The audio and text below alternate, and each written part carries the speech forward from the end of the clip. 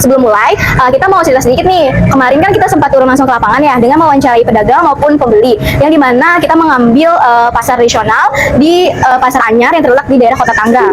Dan dari hasil observasi ini, kita nemuin beberapa hal yang menarik, mulai dari kondisi pasar, pedagang, sampai proses jual belinya. Dan semuanya bakal kita bahas bareng-bareng di sini. Tapi di sini kita nggak berdua doang ya. Ya, kita ada teman-teman yang lainnya. Mari kita perkenalan. Halo, saya Nadira Aluna Putri. Saya Syawal Intan Aulia. Halo, saya Delusiana. Saya Nasya Julia Hakim. Dan saya Imelda Novitawati Ahmad. Halo, saya Laila Azhara Yunus. Saya Afnia Piana. Saya Kesha Ramadhani. Saya Lutfi Aulia. Pasar persaingan sempurna itu sebenarnya istilah yang cukup sering dibahas dalam ekonomi. Jadi, apa sih pasar persaingan sempurna itu? Jadi, pasar persaingan sempurna itu adalah jenis pasar yang dimana penjual dan pembelinya itu sangat banyak. Karena jumlahnya sangat banyak, tidak ada satupun yang bisa menentukan harga seenaknya. Harga di pasar ini benar-benar terbentuk dari kondisi pasar itu sendiri, yaitu dari seberapa besar permintaan dari pembeli dan seberapa banyak barang yang ditawarkan oleh penjual. Di pasar persaingan sempurna ini, semua orang baik penjual maupun pembeli mempunyai informasi yang sama tentang harga, kualitas barang, dan kondisi pasarnya. Jadi tidak ada yang bisa memainkan harganya. Selain itu, pemerintah juga tidak ikut campur dalam menentukan harga. Barang atau produk yang dijual di pasar ini juga homogen. Kalau satu penjual menjual barang lebih mahal, pembeli tinggal pindah ke penjual lain karena barangnya sama. Kalau penjual mau ikut masuk atau berhenti berjualan, itu juga mudah karena tidak ada aturan ketat, tidak izinnya susah, atau modal besar yang menghalangi. Pasar persaingan sempurna sering dianggap sebagai pasar yang paling ideal karena bisa membuat sumber daya digunakan dengan efisien. Jadi, kesimpulannya, pasar persaingan sempurna ada banyak penjual, ada banyak pembeli, barangnya seragam, harganya tidak ditentukan oleh satu pihak, dan semuanya mengikuti harga pasar. Tadi kan saya sudah menjelaskan apa sih pasar persaingan sempurna itu, dan saya sekarang akan memberikan 5 contoh pasar persaingan sempurna. Yang pertama, ada pasar sayur atau hasil pertanian. Contohnya yang menjual beras, bawang, cabai, dan tomat. Yang kedua, ada pasar komoditas. Contohnya emas, perak, gas, dan minyak mentah. Yang ketiga, ada pasar kebutuhan pokok. Contohnya gula, garam, tepung, dan air mineral biasa. Yang keempat, bukan hanya barang, pasar ini juga berbentuk jasa sederhana. Misalnya jasa fotokopi, jasa cuci motor, dan jasa cukur rambut. Dan yang terakhir, ada marketplace. Shopee atau Tokopedia juga banyak menjual barang yang sama. Contohnya kabel charger, binder, dan casing. Halo semuanya, kenalin aku Syahwa Intan Aulia. Di video ini aku akan sedikit jelasin tentang kebaikan pasar persaingan sempurna. Nah, salah satu kebaikannya itu mulai dari harga yang terbentuk cenderung stabil, ya, bisa diterima semua pihak, baik pedagang maupun pembeli. Nah, karena kan di pasar persaingan sempurna kan penjual menjual barang dagangannya itu kan barang serupa ya, atau barang homogen, dan harga itu lebih berjalan sesuai kondisi pasar, dan nggak ada satu pedagang yang seenaknya naikin harga. Jadi pembeli itu tidak merasa dirugikan, baik pedagang pun bisa menjual barang dagangannya dengan tenang. Terus kualitas barangnya itu biasanya terjaga ya. Kalau pedagang ingin barang dagangannya atau lapaknya itu ramai, maka pedagang itu harus ngasih kualitas produk terbaik agar pembeli tetap datang ke lapaknya. Jadi bisa kita lihat di pasar tradisional kan biasanya ada yang menjual sayuran atau buah-buahan yang kualitasnya itu bagus dan segar. Dan selain itu, informasi dari harga ataupun kualitas itu biasanya mudah banget didapetin ya. Kayak misalnya kita jalan dikit aja nih, kita bisa bandingin langsung ke pedagang satu dengan pedagang lainnya.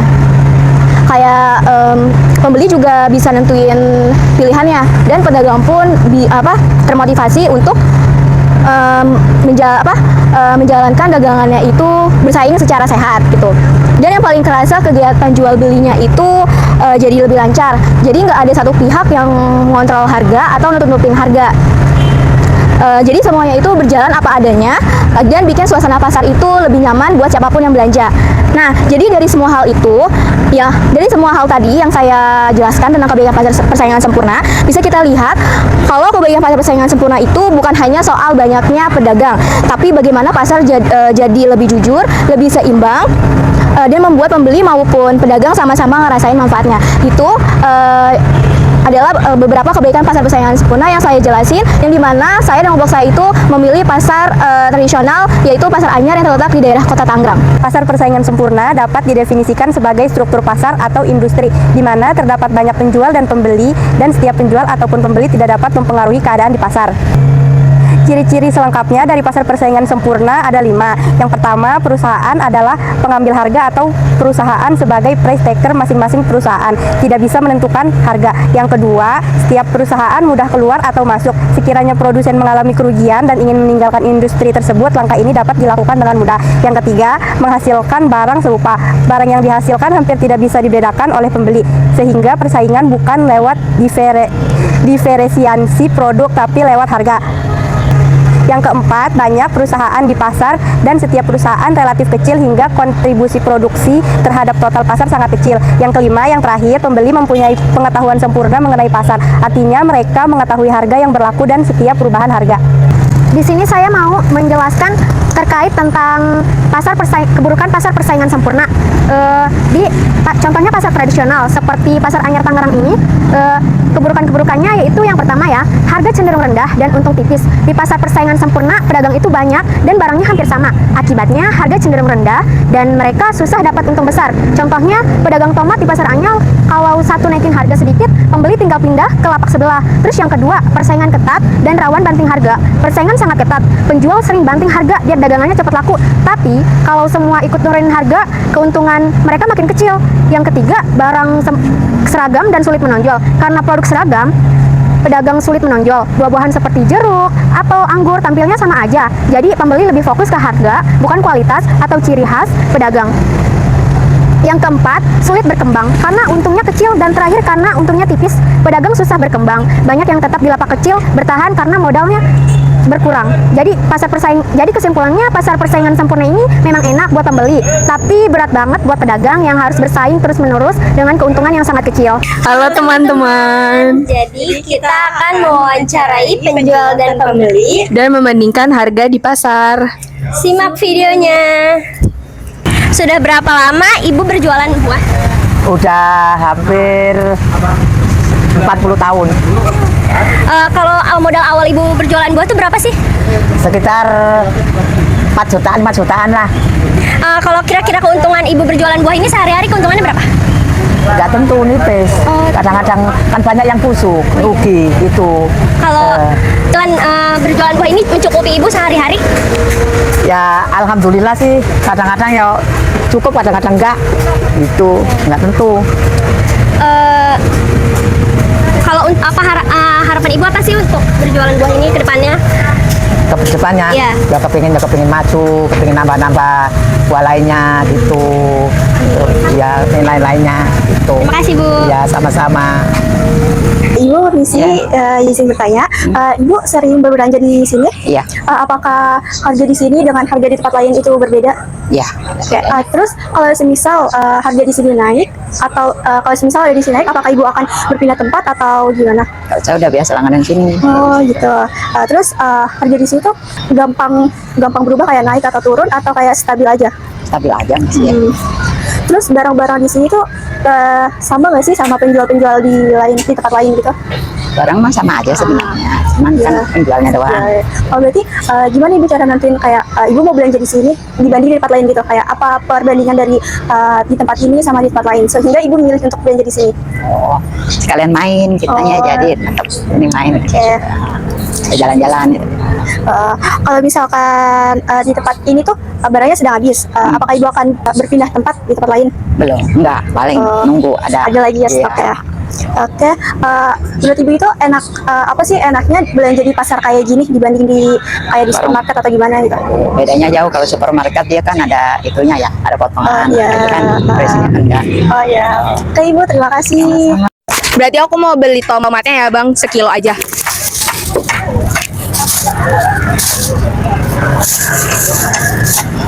Jangan yang busuk Abang. Mana? Enggak, bagus.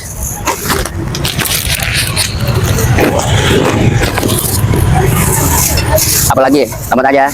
Iya, tomat aja. Ya. 5.000. Jadi berapa? 5.000. Kasih ya Bang. Ya. Abang, aku mau beli tomat. Ya. Di sini tomat harganya berapa sekilo? 10.000. Oh ya udah, aku mau beli tomatnya sekilo. Ya.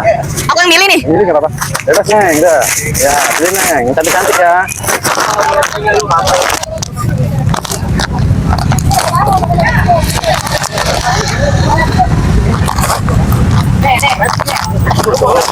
Berapa kilo?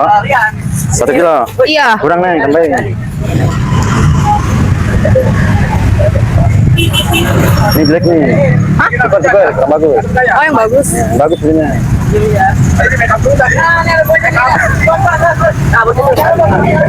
Tambah satu lagi Neng, biar mantap.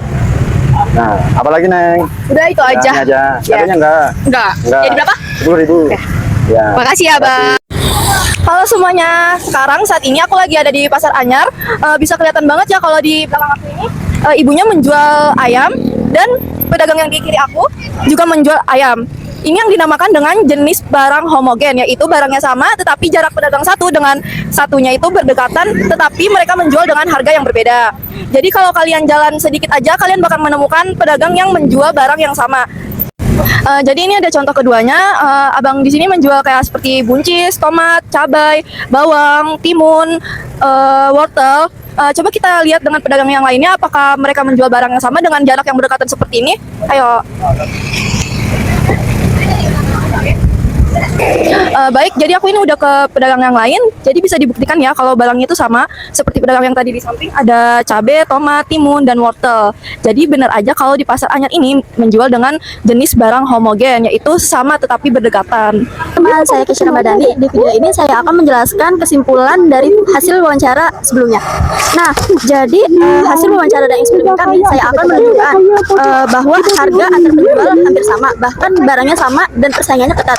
Jadi penjual nggak bisa seenaknya menaikkan harga sembarangan, karena pembeli bisa langsung pindah ke penjual lain barang yang sama tetapi dengan harga yang lebih murah. Pembeli juga punya banyak pilihan. Jadi mereka lebih mudah menentukan harga. Oleh karena itu penjual harus bersikap jujur, karena penjual hanya bisa bersaing dalam kualitas barang, kecepatan layanan, dan menjaga harga. Karena kalau tidak pembeli cepat berpindah. Nah, jadi secara keseluruhan pasar persaingan sempurna itu menguntungkan pembeli karena harga jadi lebih stabil dan cenderung lebih murah. Tapi di sisi lain kurang menguntungkan penjual karena keuntungan kecil dan persaingan sangat ketat. Jadi pasar persaingan sempurna adalah pasar yang paling adil untuk pembeli, tapi menantang bagi penjual dan harga terbentuk secara alami dari banyaknya pesaing yang menjual barang serupa. Tadi wawancara dari kelompok kami. Terima kasih yang sudah menyimak dan menonton video kami.